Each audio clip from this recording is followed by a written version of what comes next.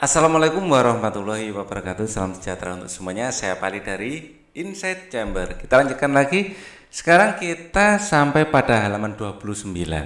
Ya, halaman untuk pembahasan yang lain ini adalah playlistnya. Link dari playlist ini ada di kolom deskripsi. Ya, oke. Kita langsung saja pembelajaran 4. Globalisasi. Membuat dunia tanpa batas. Ya, dunia tanpa batas artinya kita bisa tahu saat ini juga yang terjadi di Amerika seperti apa. Ya, ini kayak kita itu bisa apa ya? Seolah-olah berada di mana-mana. Ya, pada saat ini juga kita bisa melihat keadaan Prancis bagaimana. Ya, ya. Kita juga bisa berkomunikasi dengan teman-teman kita di tempat yang berbeda. Walaupun Pak Ali di Surabaya, ya, ada murid Pak Ali yang di Jakarta, ada yang di Sulawesi, ya. Jadi bisa bertatap muka hampir setiap hari, ya, dengan menggunakan aplikasi tentu saja, ya. Apakah contoh lain dari era globalisasi yang kamu rasakan? Ya.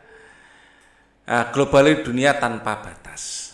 Globalisasi sebuah kata yang sering kita dengar dalam berbagai topik percakapan. Sebuah kata yang sering kita baca di surat kabar atau majalah. Apa arti globalisasi? Ya, globe itu artinya ya, ini berasal dari kata globe. Ya, globe itu artinya bola. Ya, bola dunia. Jadi berasal dari kata bola ya, bola dunia. Ya, atau bumi. Ya, globalisasi dapat dimaknai sebagai sebuah proses mendunia. Ya, proses mendunia, seluruh bangsa dan negara di muka ini semakin terhubung satu dengan yang lain, seakan tidak terpisah lagi oleh batas wilayah. Era globalisasi ini seakan dunia tanpa batas. Ya, jadi kita itu dalam satu bola dunia ini bisa terhubung, yaitu globalisasi. Ya, dunia sekarang sedang ada pandemi global, yaitu corona. Ya, ilmuwan dari seluruh dunia, dari Indonesia, dari China, dari Eropa, ya, dari Australia, itu bekerja sama untuk mencari vaksinnya. Perkembangan yang kita temukan di Indonesia atau yang sedang terjadi di Amerika itu bisa hasil penelitiannya itu terhubung sehingga proses mencari vaksinnya bisa lebih cepat. Ya, kita dapat dengan mudah menemukan berbagai produk Jepang, Korea, China, Amerika, Jerman dan berbagai negara lainnya. Begitupun produk Indonesia juga banyak ditemukan di banyak negara. Kita juga dengan mudah menyaksikan siaran langsung dari berbagai belahan dunia melalui tayangan televisi. Ya, kita pun merasakan betapa mudahnya berkomunikasi dengan sahabat keluarga. Kita bisa menelpon atau mengirim email pada teman-teman kita yang jauh. Kita dapat merasakan seolah-olah tidak ada lagi batas satu tempat dengan tempat lain di era globalisasi ini.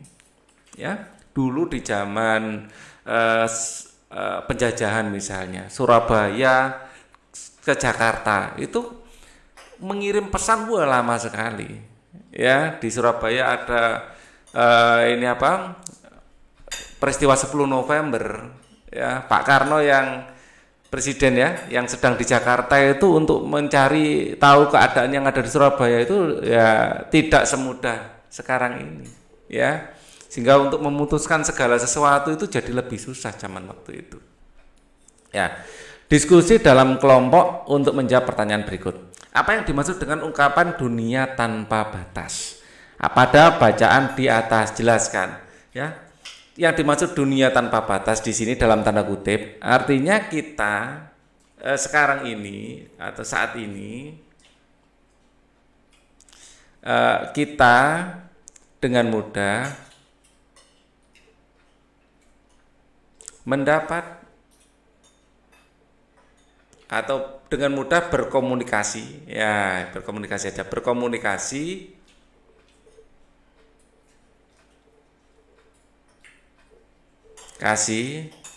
secara audio visual.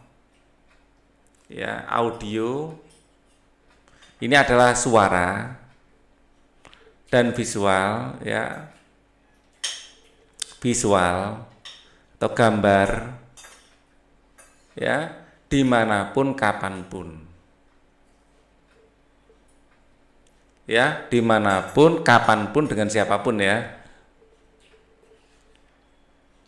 ya, dimanapun atau kapanpun gitu aja, ya. Walaupun kita Pak Ali sekarang ini ada di Surabaya misalnya, kalian melihat video ini mungkin dari Aceh, ya, kalian berkomentar saat ini di bawah di kolom komen, ya, begitu kalian ketik enter, ya, kalian komen, kalian berikan itu, Pak Ali bisa langsung melihat komen kalian. Itu kalau melihat, ya, karena ini sifatnya harus ngecek. Atau kalian bisa menghubungi lewat sosial medianya Pak Ali misalnya. Kalian dengan mudah bisa berhubungan dengan Pak Ali. Walaupun kita jaraknya jauh, ya. Oke. Dengan media ini, ya, dengan teknologi. Ya. Apa yang dimaksud dengan globalisasi? Berikan contoh dalam kehidupan sehari-hari, ya. Saat ini dunia tanpa batas, saat ini kita dengan mudah berkomunikasi secara audiovisual, ya, dimanapun dan kapanpun. Ini. Terus apa yang dimaksud dengan globalisasi? Globalisasi proses mendunia, ya. Globalisasi ada proses mendunia. Berikan contoh dalam kehidupanmu sehari-hari, ya. Saat ini, ya, kebutuhan sehari-hari kita bisa dari berbagai macam negara. Kita bisa mengkonsumsi, ya, atau membeli berbagai produk dari belahan dunia, ya. Saat ini kita bisa menikmati berbagai produk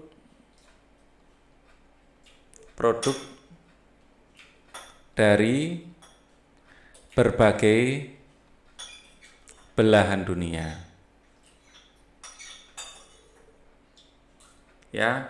Mungkin saat ini kita sambil nonton misalnya Liga Eropa,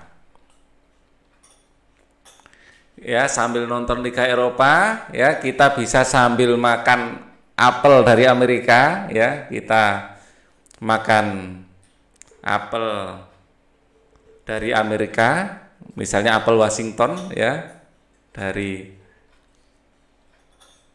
melalui, ya, kita melalui televisi dari Jepang misalnya. Sambil nonton Liga Eropa, ya, kita makan Eropa, ya, kita nonton dari ya, kita nonton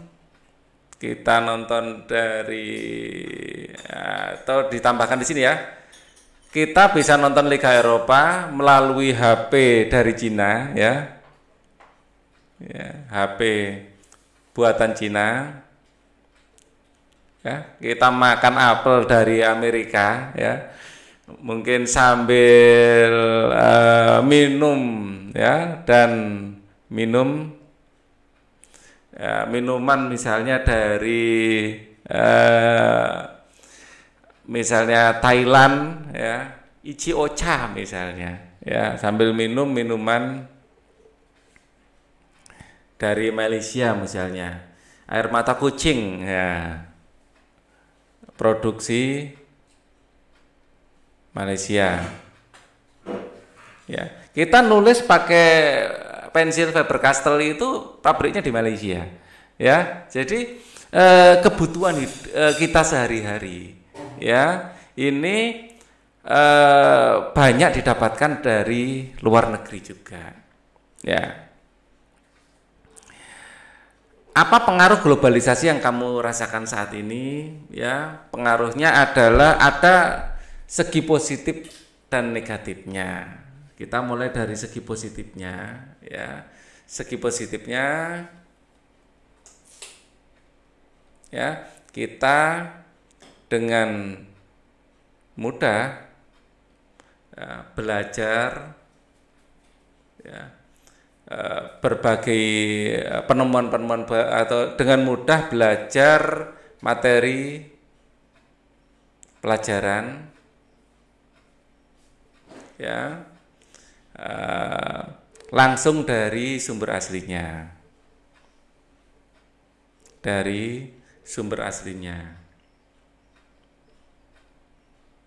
Misalnya ya, kita belajar bahasa Inggris ya dengan native speaker, dari native speaker.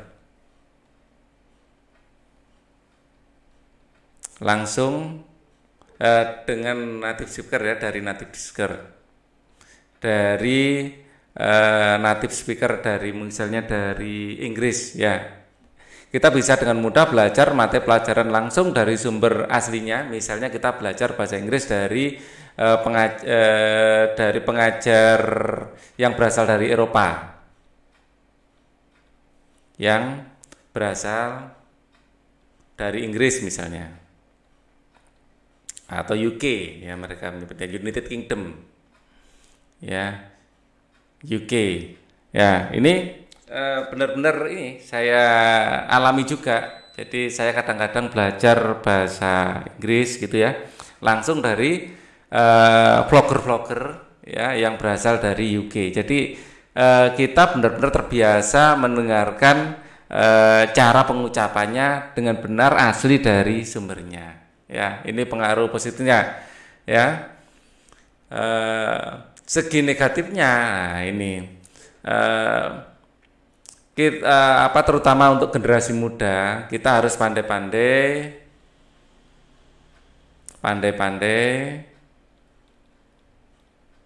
ya, memilih dan memilah konten yang sesuai.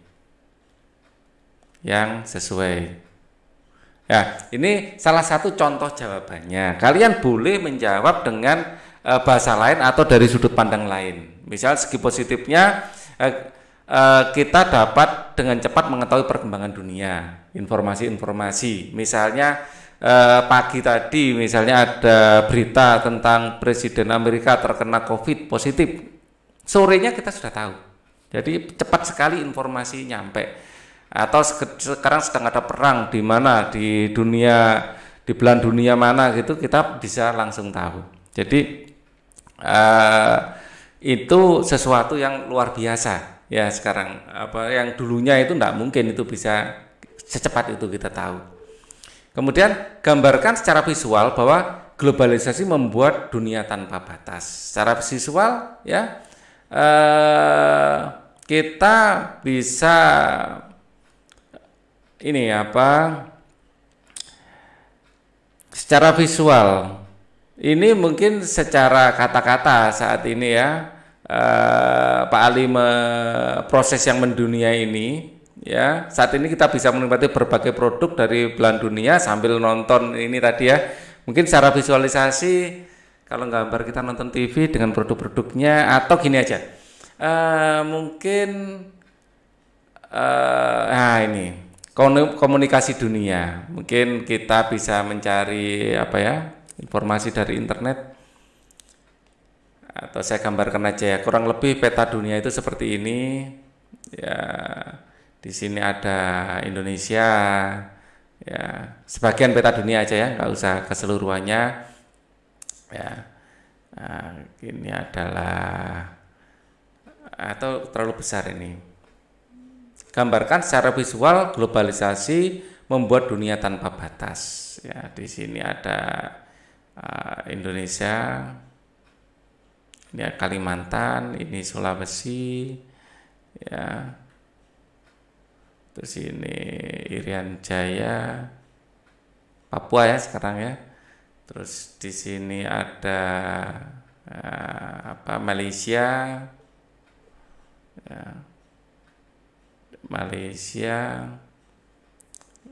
Ini ada Cina, Filipina mungkin ya, Jepang, Korea ya. Di sini ada mungkin India ya, secara kasar tadi gambarnya ya.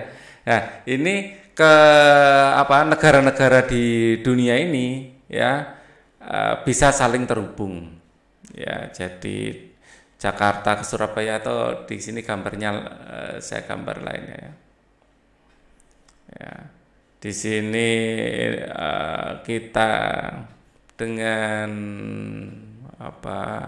dengan seluruh ini, dengan Bali, dengan Sulawesi, dengan Malaysia, ya ini kita terhubung kemana-mana intinya, dengan Jepang mungkin ya.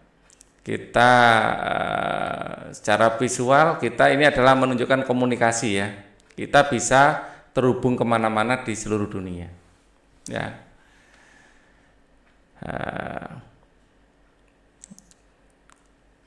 Atau komunikasi internet gitu ya, kita cari aja peta komunikasi internet.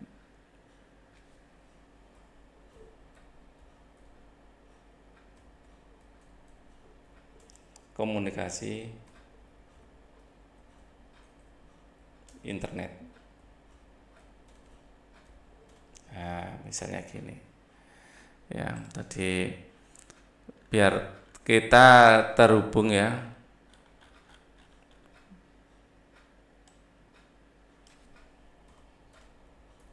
komunikasi dunia gitu ya, kita cari keyword yang lain ya di sini. Nah, di sini adalah salah satu contoh ya, di mana dunia itu bisa terkoneksi ya, satu dengan yang lain. Nah, atau ini cocok juga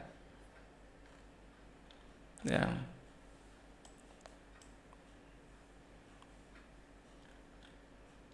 Peta komunikasi dunia. Nah, ini cocok ya. Saya bikin gambar seperti ini ya. Jadi terlihat bahwa dunia saling terkoneksi ya.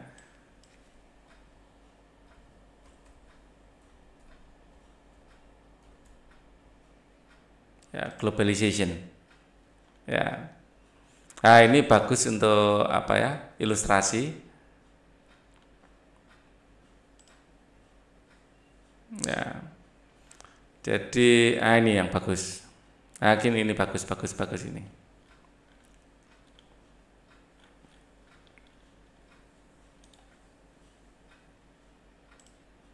Ini bisa kita ambil.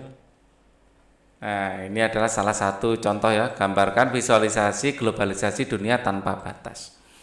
Ya, ini kan lebih komplit ya. Jadi antar satu negara dengan negara lain itu saling terkoneksi. Ya, dan ini koneksinya real time, artinya terjadi pada saat yang bersamaan ya. Oke, biar nggak terlalu lama gambarnya ya, kita cari gambar jadi saja. Di era globalisasi ini banyak sekali barang-barang dari dalam dan luar negeri yang bisa kita temui. Masyarakat bisa memilih barang-barang sesuai dengan keperluannya dan tingkat ekonominya. Tingkat ekonomi yang berbeda bisa disebut dengan keberagaman ekonomi. Sekarang amatilah lingkunganmu, ceritakan keberagaman ekonomi yang ada di sekitarmu. Jadi setiap orang itu tingkat kemakmurannya beda-beda. Ya, masyarakat bisa memilih barang sesuai dengan keperluannya dan tingkat ekonominya. Tingkat ekonomi yang berbeda bisa disebut keberagaman ekonomi. Sekarang amatilah di lingkunganmu, ceritakan keberagaman ekonomi yang ada di sekitarmu. Ya. Misalnya kita saat kita berjalan di di sepanjang jalan gitu ya, di sepanjang jalan menuju sekolah misalnya, kita akan lihat ya di kiri dan kanan jalan ya, ukuran rumah dan ini akan ukuran rumah ini berbeda-beda ya, terutama di jalan umum ya, bukan di perumahan ya. Di sepanjang jalan menuju sekolah kita lihat dari kiri dan kanan jalan ukuran rumah berbeda-beda. Kita juga berpapasan dengan orang-orang yang memiliki berbagai jenis pakaian ya, ada yang bagus, ada yang biasa ya. Terus kita juga berpapasan dengan orang-orang dengan berbagai macam kendaraan yang berbeda-beda. Ya, juga akan berpapasan dengan orang-orang dengan berbagai jenis kendaraan yang berbeda. Ya. Sekarang ini amatilah lingkunganmu, ceritakan keberadaan ini karena ya semua orang memiliki tingkat ekonomi yang berbeda sehingga barang yang dibeli atau rumah yang dimiliki juga berbeda. Ya. Ada yang mobilnya bagus, ada yang mobilnya biasa-biasa, ada yang malah nggak punya mobil ya, pakai motor, ada yang sepedaan, ada yang bahkan jalan kaki ya. Atau mungkin jalan kaki bukan karena nggak bisa beli mobil, karena ingin sehat, ada juga ya. Jadi kita menemukan orang dengan berbagai kebutuhan dan kemampuan yang berbeda ya. Kita akan berpapasan dengan orang-orang dengan berbagai jenis kendaraan yang berbeda. Ini menunjukkan keragaman ekonomi.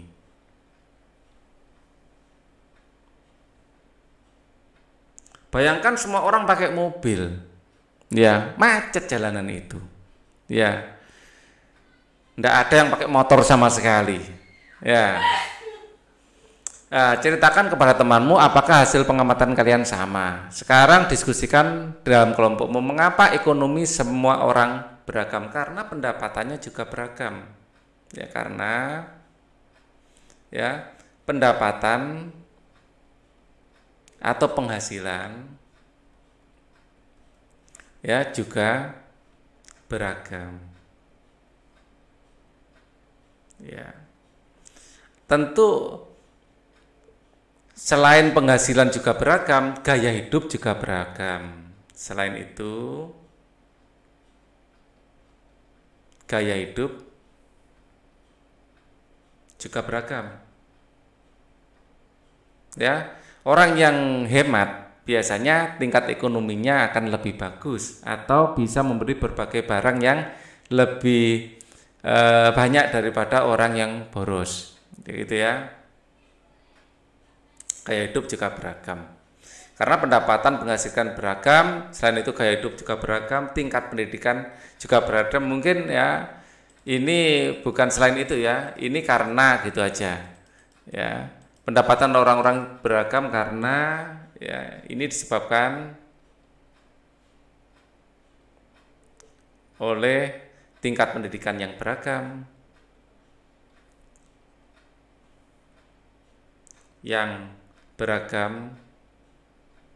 ya gaya hidup yang beragam,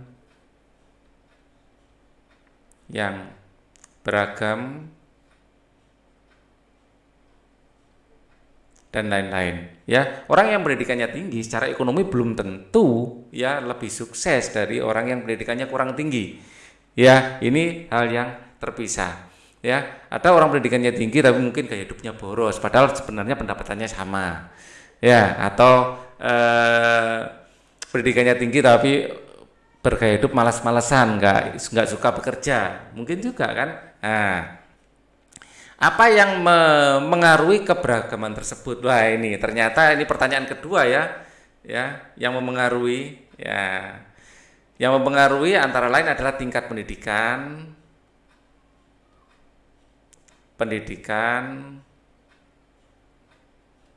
Ini pengaruhnya besar, tingkat pendidikan, makanya saya taruh di pertama. Terus kemudian gaya hidup. Ya, yang dimaksud gaya hidup di sini ada yang hemat, ada yang boros, ya ada yang rajin, ada yang malas, ya. Ada yang rajin, ada yang malas, ya. Nah, ini contoh-contoh gaya hidupnya. Ya, ini membedakan, ya. Kemudian keuletannya, ada yang orang itu ulet, ada yang mudah sekali putus asa. Ya, ini yang membedakan. Apa saja yang mempengaruhi tingkat keberagaman tersebut ya. Tingkat pendidikan, gaya hidup, ya, ini pengaruh. Ya. Kemudian jenis pekerjaan mungkin,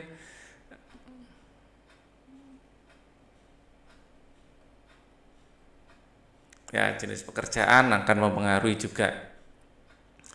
Kemudian sikap apa yang harus kita kembangkan melihat keberagaman ini? Ya, kita melajari, ya, bagaimana tips-tips atau kiat-kiat hidup yang lebih baik, atau kiat-kiat untuk cara hidup yang lebih baik dan mempraktekannya.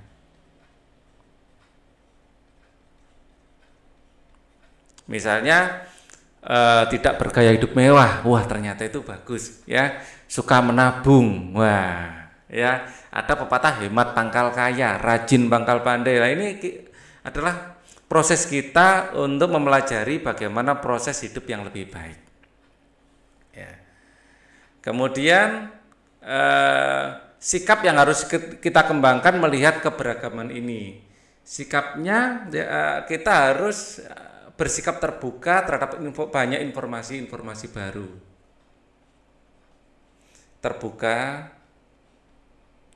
ya, dalam menerima berbagai macam informasi, berbagai macam informasi. Tentu saja kita tetap harus ada proses memilah dan memilih, ya, dengan tetap memilah dan memilih informasi yang sekiranya dapat mengembangkan kita, yang bisa menjadikan kita hidup lebih baik. Ya, memanfaatkan kemajuan teknologi globalisasi ini untuk kemajuan kita, ya.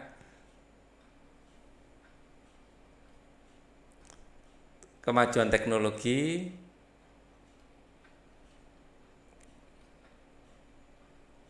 untuk kemajuan kita. Jadi kita tidak ada alasan lagi, ya, untuk tidak tahu karena tidak punya buku misalnya. Karena kalau kita punya gadget, ya, kita bisa browsing berbagai macam sumber informasi. Ya, sikap kita yang harus kita kembangkan melihat keragaman ini, ya. Manfaat kemajuan teknologi untuk kemajuan kita, terus, ya, terbuka dalam belajar, terus kita memilih, ya. Kita dalam keberagaman ini, ya, tetap harus untuk yang berkecukupan, ya, tidak boleh sombong, dan untuk yang masih kurang tidak boleh ini sikap kita. Ini sikap yang penting juga. Bagi yang berkecukupan,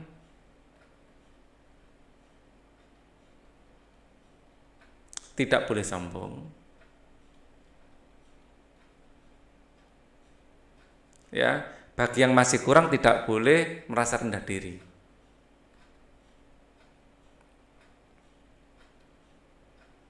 Tidak boleh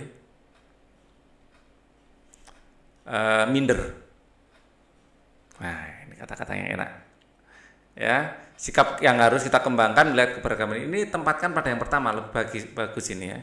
Terus ini kita dengan keberagaman ini terbuka menerima berbagai macam informasi, ya, agar sukses itu tips-tipsnya seperti apa, ya, agar kita juga bisa sukses, gitu, ya. Memanfaatkan kemajuan teknologi untuk kemajuan kita.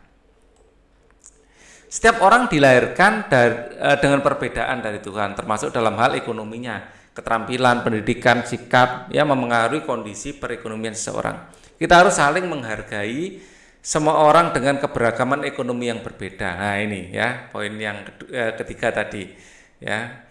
Jadi kita harus keterampilan pendidikan, ini poin yang pertama dan kedua, ya. Ternyata sejalan dengan buku juga ya. Kita harus saling menghargai semua orang dengan keragaman ekonomi yang berbeda.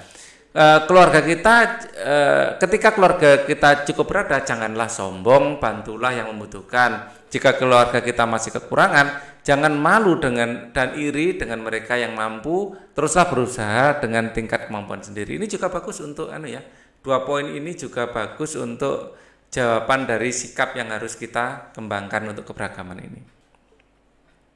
Ya, ceritakan tentang kondisi ekonomi keluargamu. Tulislah rencana-rencana yang akan kamu lakukan menghadapi era globalisasi ini. Nah, ini setiap orang pasti akan berbeda-beda ya jawabannya. Ya, kalian bisa merasa berkecukupan atau pas-pasan, ya silakan tulis di sini. Terus bagaimana sikap kalian dengan keadaan tersebut untuk menghadapi era globalisasi ini. Ya, yang pertama ini ya. Ini sangat pribadi ya, terserah kalian, saya serahkan kalian untuk menulisnya. Dan ini rencana-rencana ini mungkin Pak Ali bisa bantu untuk menuliskan rencana-rencananya ya. Belajar ya, setelah kita tahu, kita bisa belajar untuk mengembangkan diri. Ya, dengan mencontoh orang-orang yang telah sukses. Sukses ini bukan selalu kaya, ya ada orang sukses telah mengelola perasaannya, misalnya sukses telah mempelajari dalam hal bermusik. Ya, sukses ini tidak selalu ini ya secara ekonomi. Oke. Tidak selalu secara ekonomi, tapi orang yang sukses ya biasanya ekonominya akan mengikuti. Dan kekayaan itu bukan ukuran ya, jumlah uang itu bukan ukuran ya untuk sebuah kesuksesan. Ya, yang penting kita tidak kekurangan, itu aja. Ya, tidak si kebutuhan primer paling tidak tercukupi, itu yang penting. Di era globalisasi dibutuhkan keterampilan dan kemampuan yang baik. Terus tingkatkan dirimu ya, kamu pasti siap menghadapi era globalisasi. Adakah barang-barang yang merupakan pengaruh dari era globalisasi sekitarmu? Tentu saja ya, di sekitar kita ada bola lampu, ini karena globalisasi ya, ditemukannya di luar negeri saja, di sini kita bisa menikmatinya. Misalnya listrik, ya, bola lampu. Ini ada karena globalisasi, internet, ya, kemudian HP, ya, ini semua ada karena globalisasi. Telepon genggam merupakan alat komunikasi yang banyak digunakan oleh masyarakat. Coba perhatikan kardus pembungkusnya, apa bentuknya? Bentuknya di sini adalah balok. Ya, bisakah kamu menunjukkan diagonal bidangnya? Nah, diagonal itu ada dua, ada diagonal bidang, ada diagonal ruang. Di sini diagonal bidang ini bagian sampingnya. Ini adalah diagonal bidang, ya. Atau di samping tembok sini ini juga diagonal bidang. Ya, dalam satu bidang itu ada dua diagonal. Ya, bidang atapnya itu juga ada dua bidang diagonal, dan ini juga ada dua. Ya, setiap di sini ada dua bidang diagonal. Nah, kamu akan bekerja secara berpasangan untuk menemukan diagonal bidang dan diagonal ruang kubus. Ya, yang kita ini ya, misalnya di sini saya gunakan untuk visualisasi. Ya, dari ujung sini ke sini ini diagonal bidang. Ya, ini diagonal bidangnya. Ya, alat-alat yang kita butuhkan ya dalam kegiatan ini adalah sebagai berikut. Kita membutuhkan gunting, lem, alat tulis, spidol, double tip, slow tip atau lem. Ya, bahan-bahannya adalah lidi untuk tusuk sate atau sedotan, benang kasur, kalender bekas. Ya, ambillah kerangka kubus yang sudah kamu buat pada pertemuan kedua. Ya, bagaimana cara menemukan diagonal pada bidang kubus? Ya, Cara menemukan diagonal ya, kita tinggal menarik garis dari ujung sini ke sini. Ya, ini adalah diagonal. Perhatikan bidang ABCD. Kalau bidang ABCD berarti bidang yang depan ini ya. Nah, kalau di matematika bidang ABCD ini disebut sebagai bidang frontal. Bidang frontal. Front itu artinya depan, bagian depan. Ikat ujung benang wol pada sudut A, ya tarik ujung lainnya pada sudut C. Sudah, ini benang dari A ke C ini merupakan diagonal bidangnya. Ya, ada berapa diagonal bidang yang terdapat pada kubus? Jelaskan jawabanmu, tulislah nama pada kotak. Ya, kubus ini ya kita akan kasih nama AB. Nah, di sini penamaan kubus ya, ini akan saya rubah sedikit ya. Saya edit sedikit ya. Di sini AB, di sini C-nya saya taruh di sini. Ya, CD ya. Atau gini, tetap kita gunakan ini. Nah, kalau gitu ini ABCD, ini kita bisa kasih E di sini ya. Di sini F.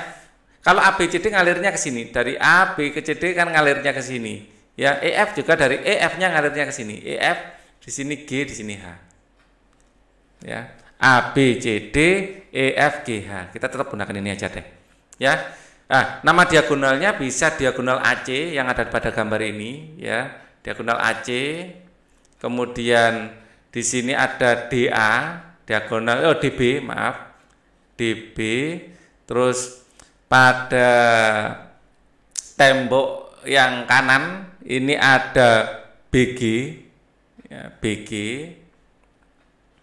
Terus kita juga punya di sini CF, maaf, CF. Terus kita punya bagian belakang. Kalau bagian belakang kita gambarnya putus-putus, yaitu HF, ya HF. Terus kemudian ada EG. Ya, ini saya pakai warna lain biar warna-warni ya. Tembok yang sebelah kiri ada DE, ini kita gambar putus-putus karena belakang. Ya, DE. Terus ini diagonal AH. AH. Nah, sekarang biar warna-warni ya. Atapnya kita punya DG. Ya, DG. Oh, ini solid saja karena ini enggak tertutup. DG. DG, terus kita punya juga dengan HC, ya ini solid, HC. Terus alasnya kita punya AF, kita gambar putus-putus karena tertutup itu sebenarnya AF. Terus kemudian EB, EB. Oke, ada 4 ya, atas 2, bawah 2. Ini adalah diagonal sisi namanya ya, atau diagonal bidang. Ya. Diagonal bidang ini juga kita bisa sebut diagonal sisi. Diagonal sisi samping. Bagaimana cara menemukan diagonal ruang? Kalau ruang itu menembus, ya misalnya ini, ya ruang itu menembus dari pojok sini sampai pojok sini, menembus. Ya. Diagonal ruang itu menembus ruang. Menembus ruang. Ruang. Ya, misalnya kita punya A, B, C, D, E, F, G, H. Dari A ke G ini diagonal ruang. Diagonal ruang pada kubus tersebut adalah garis AG. Ini digambar ini warna biru. Terus kita akan pakai merah. BH. Ya, kita pakai merah. BH ini juga saya kasih warna merah ya, biar membedakan. Ya, diagonal BH ini juga diagonal ruang. Terus kemudian kita punya, oh ya maaf. Nah, casnya hampir habis. Kita akan gambar sekarang pakai warna hijau. Ya. Warna hijau. Ya, ini DF. Ya, dalam kubus seperti ada 4 ya, diagonal ruang. DF ini adalah DF. Ya, semua akan bertemu di satu titik ini. Ya. DF dan CE, ini saya gambar pakai ungu misalnya. Ya, CE dari C ke E. ya akan bertemu di titik ini dari C ke E. Ya. Jika kita tarik benang dari A ke G, dari A ke G, ya, dan A ke C, ya, maka akan dihasilkan bangun datar baru. Tahukah kamu apa nama bangun datar tersebut? Bangun datar ini adalah segitiga. Nama bangun datar yang dimaksud akan saya arsir ya. Bangun datar baru ya, ini saya akan arsir warna ungu. Ini adalah bangun datar baru tersebut.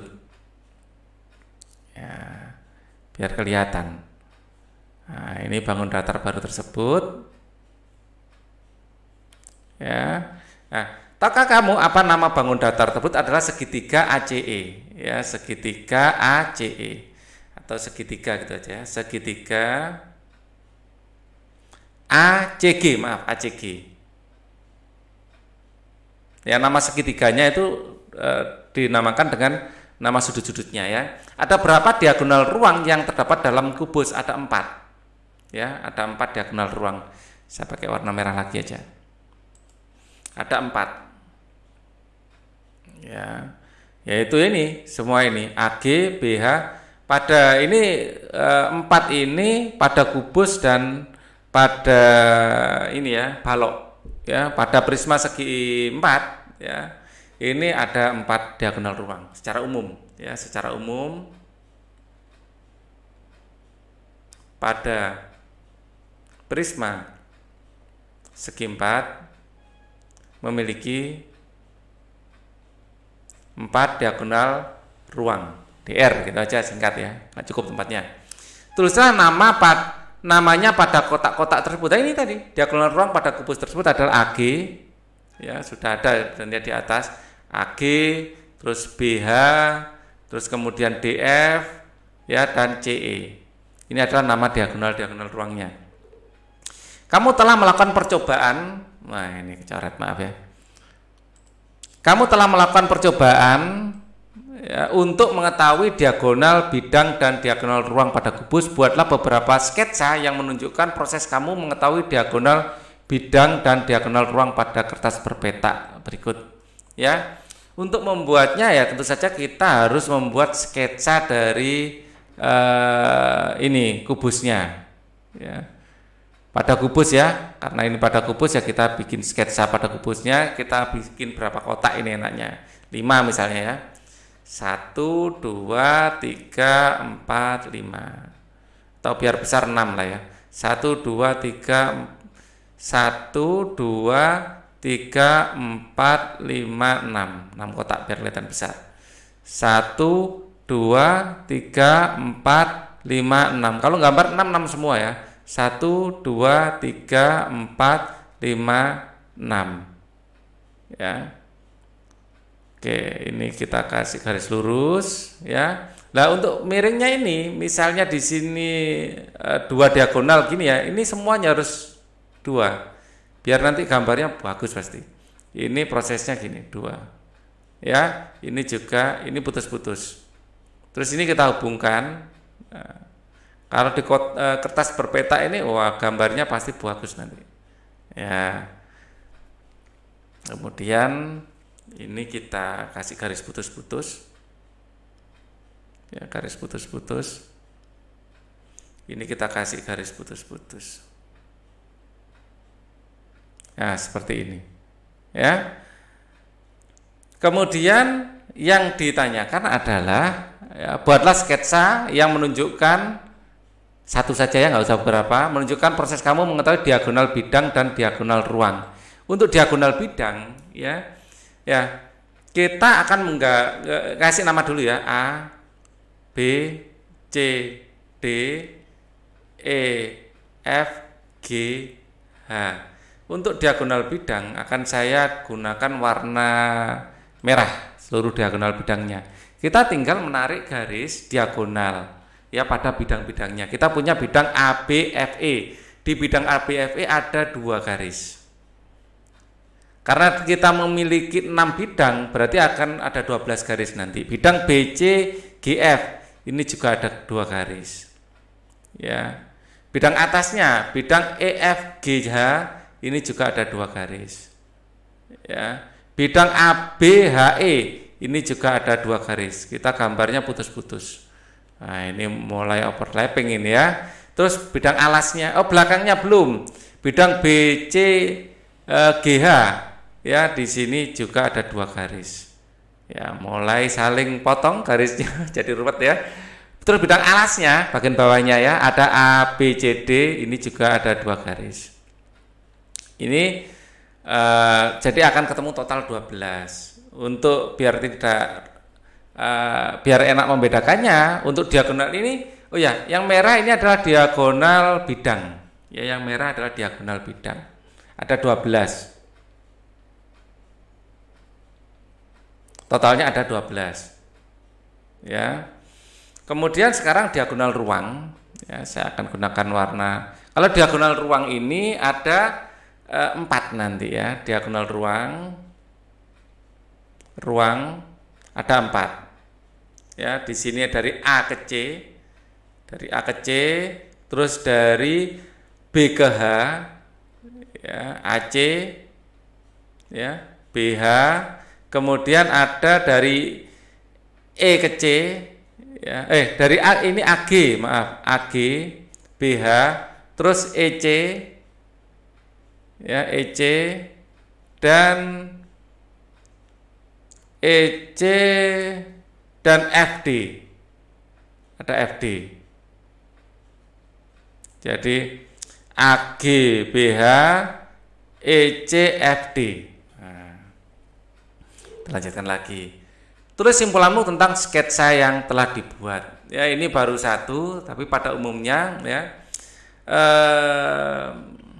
ini ya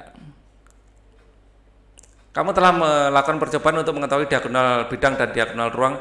Buatlah beberapa sketsa yang menunjukkan proses kamu mengetahui diagonal bidang dan diagonal ruang pada kertas berbeda.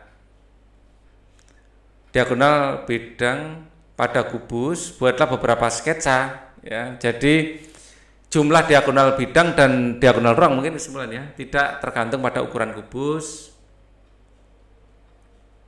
diagonal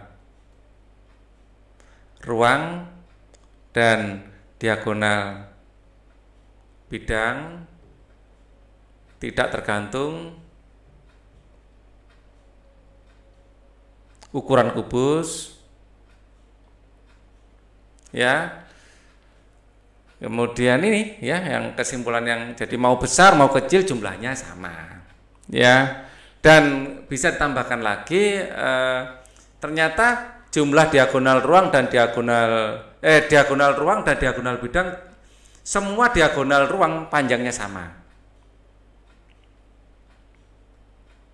Semua diagonal bidang panjangnya sama. Terus kemudian ya, pada ini untuk pada kubus yang sama ya. Jadi ada keterangan pada kubus yang sama. Ya, bukan kubus yang berbeda ya, pada kubus yang sama. Ya, semua diagonal bidang panjangnya sama, semua diagonal ruang panjangnya sama. Nah, ini kesimpulannya. Ya. Dan jumlahnya tidak walaupun untuk pada kubus yang berbeda, jumlah diagonal ruang dan diagonal bidang tidak tergantung ukuran kubus. Ya, ini pada kubus yang berbeda.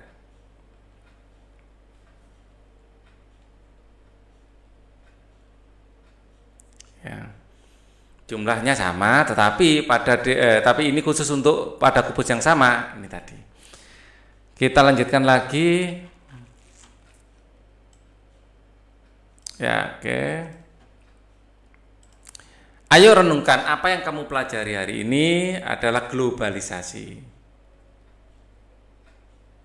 Ya, tidak adanya sekat informasi antar di semua belahan dunia. Ya. Jadi pada intinya kita bisa menikmati produk dari berbagai negara, menikmati produk dari semua negara,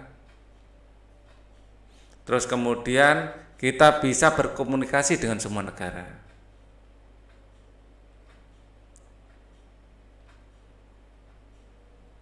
Ke semua negara. Kecuali negara tersebut memang menutup diri dari globalisasi, itu lain cerita ya. Misalnya kayak Korea Utara, mungkin itu negara yang tertutup ya, kita nelpon ke sana ya tidak bisa mungkin ya, kecuali kita diizinkan. Jadi ada memang daerah-daerah tertentu atau negara-negara tertentu di dunia ini yang sengaja menutup diri ya. Tapi untuk secara umum asal sudah negara tersebut sudah terjangkau oleh teknologi. Ya misalnya negara itu begitu terisolasinya sehingga tidak terjangkau teknologi, ya mungkin bisa juga ya. Ceritakan kepada orang tuamu tentang hal-hal yang perlu dilakukan untuk menghadapi era globalisasi. Mintalah pendapatnya tentang rencana masa depanmu. Ya, karena kalian ini adalah generasi yang hidup di zaman globalisasi. Bagaimana kita harus bersikap itu penting. Oke. Untuk video ini cukup dulu. Thank you for watching. Wassalamualaikum warahmatullahi wabarakatuh.